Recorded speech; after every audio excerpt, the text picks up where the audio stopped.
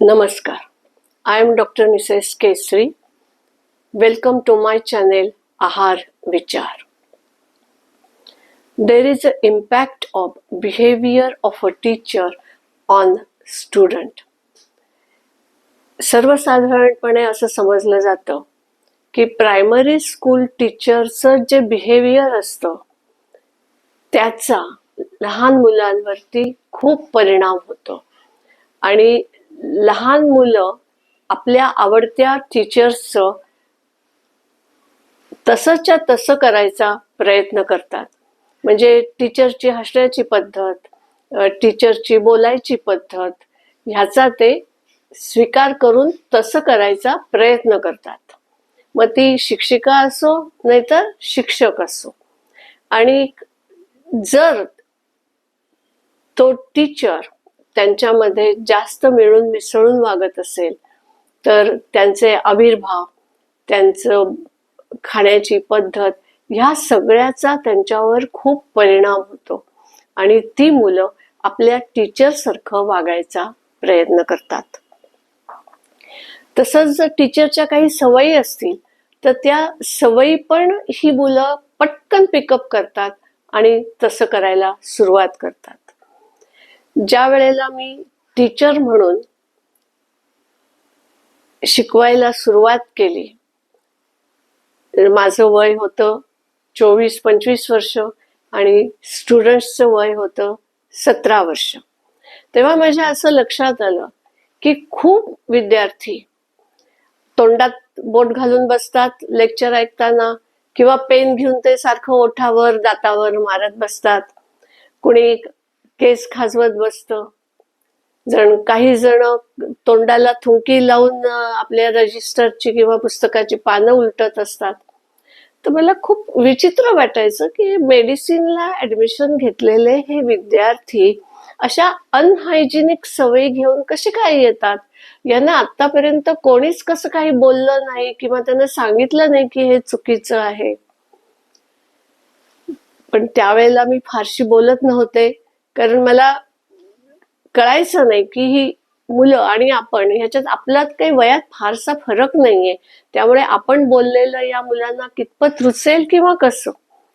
मग एक 4-5 वर्ष गेली आणि मुलं 17 वर्षाचीच राहिली, पण माझं वय वाढलेलं होतं.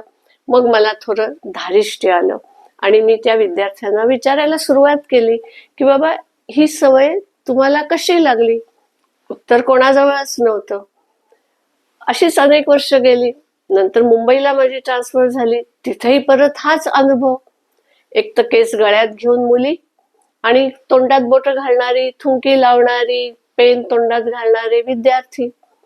मग मात्र मी संशोधनाला सुरुवात केली आणि माझ्या असं लक्षात आलं की हे विद्यार्थी जेव्हा 1ली ते 4थी शिकत होते त्यावेळेला त्या शिक्षकांना या सवयी होत्या आणि त्या या मुलांमध्ये उतरल्या, कारण ते शिक्षक यांचे लाडके होते.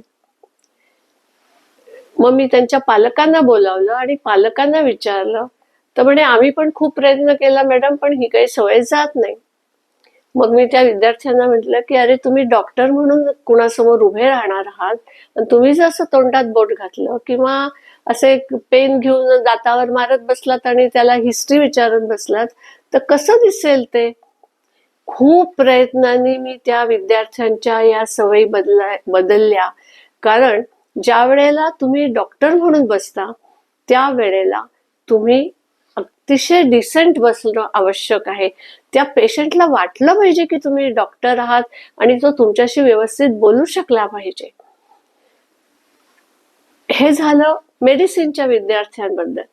पण नंतरही मी जेव्हा पेशंट पाहायला सुरुवात केली तेव्हा लहान मुलं जेव्हा पेशंट म्हणून यायची त्यांच्यातही या सवयी दिसायच्या. आणि मग त्यांच्या पालकांना विचारलं की ते सांगायचे की त्याची 4थीतली मॅडम अशी आहे किंवा 3रीतली मॅडम आहे, ती त्याची खूप लाडकी आहे, हा पण त्यांचा खूप लाडका आहे म्हणून तो असं करतो, तो काही आमचं ऐकत नाही.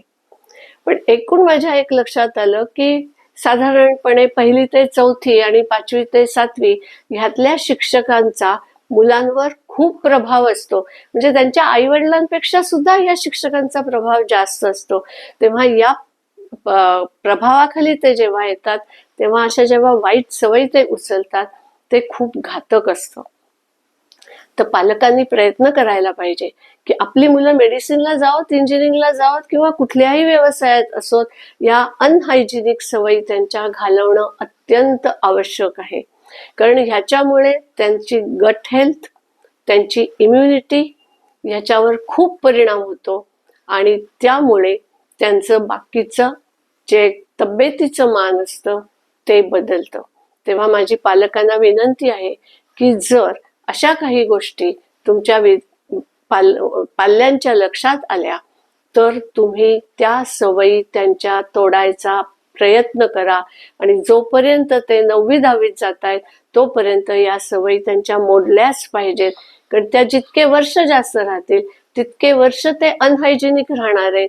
त्यामुळे नख काढणं, तोंडात बोटं न घालणं, थुंकीनी कागद किंवा रजिस्टर, पुस्तक यांची पानं न उलटणं, डोक्यात सतत न खाजवणं, अशा म्हणजे अनेक आहेत अशा गोष्टी की त्या त्यांनी टाळायला पाहिजे.